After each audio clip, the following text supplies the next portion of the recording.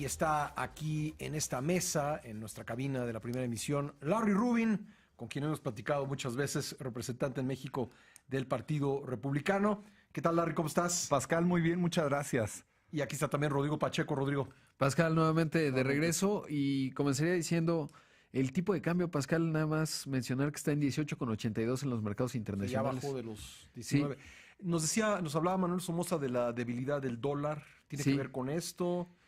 Tiene que ver con qué exactamente. Yo creo que tiene que ver con dos asuntos. Por un lado, el cambio de perspectiva en cuanto a la renegociación del Telecán, porque desde la semana pasada, cuando el presidente Trump decía que va a ser flexible con México y que nos vamos a ir a la segunda, posterior a la elección, para continuar la renegociación, pues esto ha generado mucho optimismo. Y ahora que está en Detroit, este auto show de Detroit, prácticamente todos los líderes de empresa, Mary Barra... Te escuchaba en la mañana con la declaración de Bill Ford, ¿no? Exactamente, que se oponen tajantemente, pero sobre todo Mary Barra decía, soy optimista con respecto al resultado del Telecán. Es decir, hay mucha presión, pero se está viendo a un presidente y al equipo que lo acompaña mucho más flexible, pero Larry debe saber más. A ver, Larry, cuéntanos, ¿cómo explicar este cambio de discurso? Porque evidentemente sí hay un discurso distinto de la semana pasada comparada con prácticamente todo lo que había dicho Donald Trump sobre el Telecán. Claro,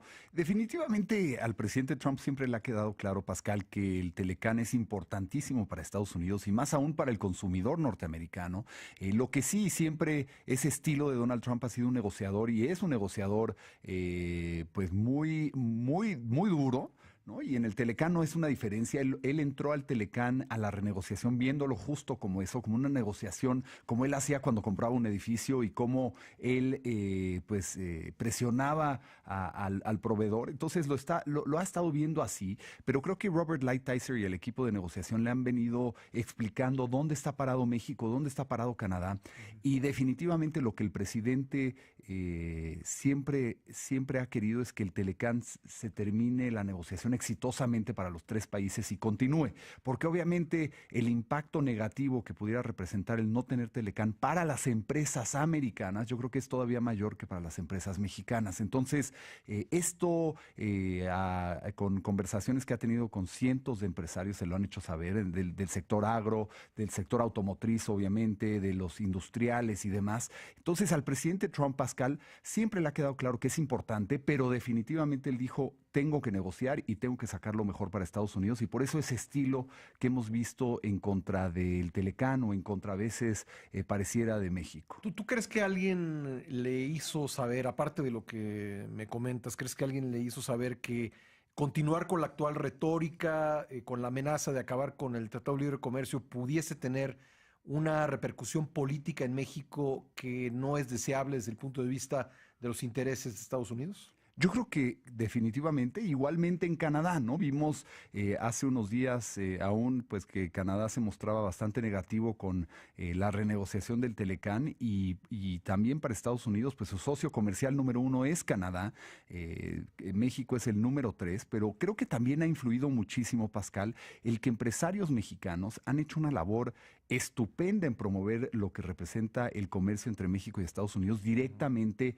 en los diferentes estados que son muy influyentes en Estados Unidos. Y eso ha tenido una repercusión porque finalmente congresistas, políticos y los mismos empresarios norteamericanos empiezan a entender la dinámica de esta relación que no se entendía, Pascal. Muchos pensaban que la relación con México no era tan importante y que no estaba tan omnipresente como lo está, y creo que eso es lo que sí se ha hecho muy positivamente en el 2017. Tenemos que hacer un corte por razones electorales, tú nos entenderás. Sí. Larry, regresamos enseguida para esta conversación sobre el futuro del Tratado de Libre Comercio de América del Norte. Ya volvemos. 8:14, ya estamos de vuelta en la primera emisión de Imagen Informativa y estamos platicando aquí con Larry Rubin, el representante del Partido Republicano en México. Rodrigo Pacheco. Y preguntarte, Larry, ahora hablabas justamente de la postura canadiense y veía que Paul Ryan, el líder de los republicanos en la Cámara de Representantes, decía, el problema no es México, es Canadá. ¿Cómo podría esto influir en México? Sobre todo porque hemos visto que los triunfos que ha tenido, el triunfo más importante que ha tenido la administración de Donald Trump tiene que ver con la reforma fiscal, y esa no se explica de otra forma, sino con una gran cercanía con el Partido Republicano. ¿Cómo podría afectar esta postura que planteó Paul Ryan en términos de la renegociación entre los tres países? Claro, definitivamente. Y creo que también la labor que se ha hecho en Wisconsin, de donde es Paul Ryan, ha sido importante. Yo estuve con unos empresarios de Wisconsin interesados en México la semana pasada. Y lo que veo yo con Canadá en particular es Canadá y la relación con Estados Unidos tiene una serie de trasfondos importantes. Uno de ellos, el tema de la madera, pues es un tema pendiente muy importante, los lácteos también. Entonces, sí, Canadá y Estados Unidos tienen la relación más fuerte comercialmente hablando. Y definitivamente hay varios pendientes en esta relación Estados Unidos-Canadá que son muy importantes. Y a lo largo de esta renegociación creo que México ha salido muy bien librado, ha podido manejar, a mi particular punto de vista, mejor la relación con Estados Unidos, particularmente en el tema de la renegociación que Canadá. Y bueno, pues la relación Canadá-Estados Unidos no está en su mejor momento, si hay que decirlo, y creo que la relación México-Estados Unidos ha venido mejorando. Entonces, definitivamente esto le da a México una certeza mayor y también lo pone en una posición en la mesa de negociación mucho más fuerte. Yo creo que el trabajo que han venido haciendo los negociadores mexicanos ha sido bastante bueno. Aparte, ¿quién mejor que los que muchos de ellos estuvieron involucrados en la primera firma del Telecán y en esa primera negociación? Entonces lo conocen mejor que los canadienses y mejor que los americanos. El proceso electoral, ¿cómo se ve desde el gobierno estadounidense, el proceso electoral en México? Definitivamente, pues yo creo que es interesante lo que se escucha en México. Va a ser un proceso que a lo largo de estos próximos meses va a dominar la escena nacional y esperemos se continúe el esfuerzo de que la renegociación del Telecán se concluya exitosamente.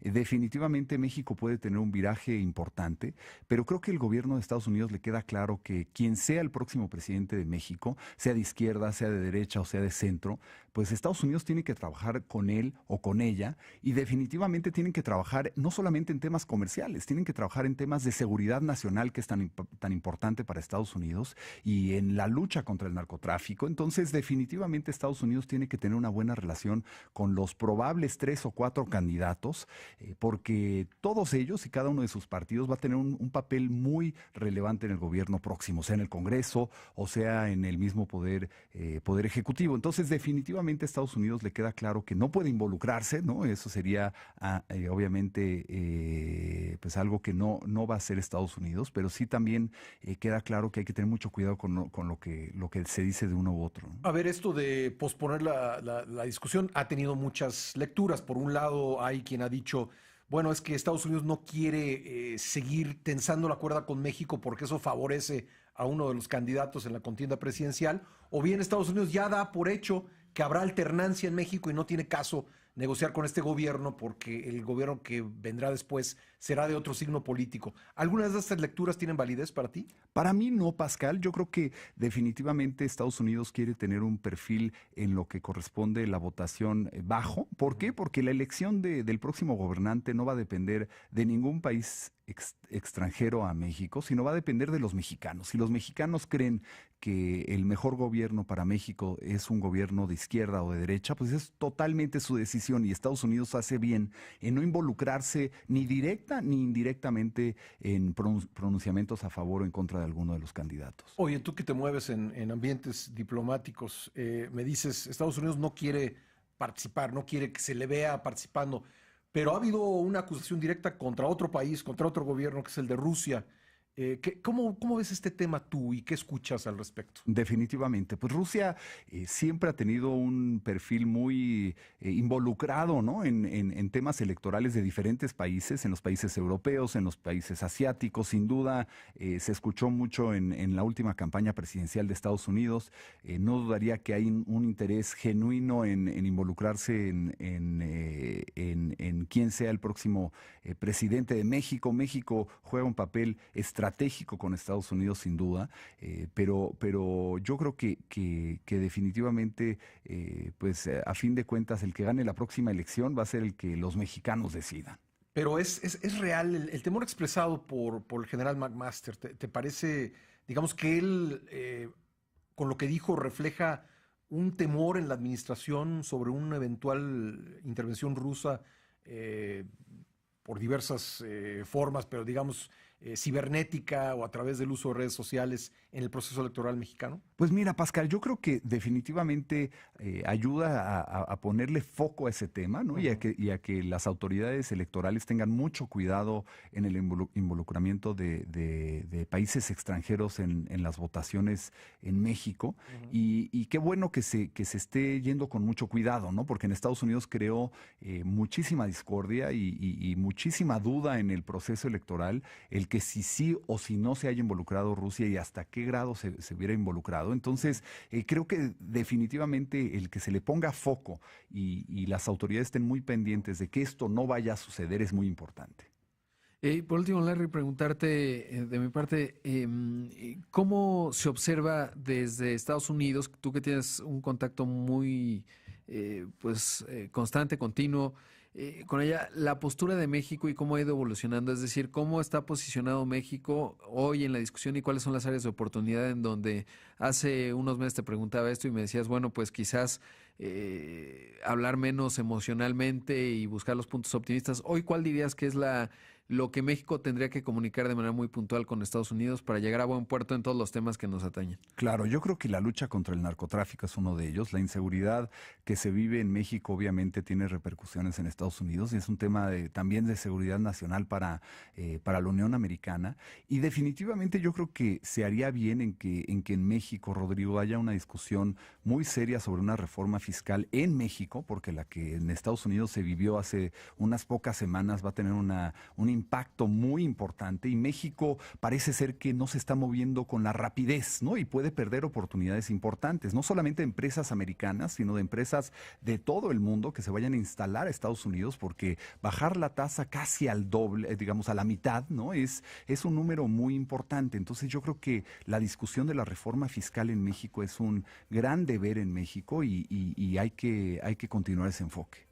Rápidamente preguntarte, ¿cómo en la comunidad estadounidense en México, cómo se viven las alertas de viaje del Departamento de Estado? Porque eso también es importante. ¿Generan alarma? No, es decir, tú que pues conoces muy bien la comunidad y dicen, bueno, pues ya no hay que ir a Ecatepec. ¿Cómo aterriza eso en el estadounidense? Definitivamente tienen un impacto más allá, yo creo, en el americano que vive fuera de México. Creo que el que está en México entiende la realidad, entiende que hay zonas peligrosas, entiende que no todo Cancún es peligroso, sino hay ciertas zonas donde hay que tener cuidado, como en cualquier ciudad. Puede uno estar en Manhattan y no te quieres meter Chicago, exactamente, ¿no? O en Chicago, no te quieres meter al sur de la ciudad de Chicago, pero en el norte o en el centro no hay problema. Entonces creo que definitivamente tiene un impacto, pero más allá que en el americano aquí, Rodrigo, yo creo que es en el americano que está pensando hacer sus vacaciones en México. Bueno, Larry Rubin, como siempre, muchas gracias. Pascal, al contrario, muchas gracias a ti. Gracias por tu buena disposición siempre de platicar con nosotros.